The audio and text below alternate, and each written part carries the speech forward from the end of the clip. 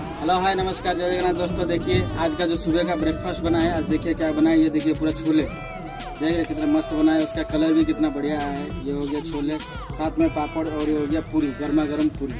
तो आइए टेस्ट करके बताते हैं कैसा क्या टेस्ट है। ये हमने पूरी लिया, ये थोड़ा साथ में छोले लिया, ये देखते हैं कैसा है।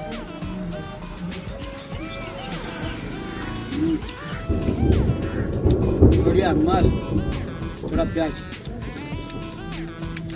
थोड़ा पापड़,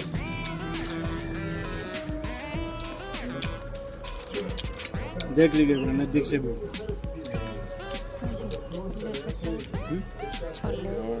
ये देखिए छोले देख रहे हैं, मस्त।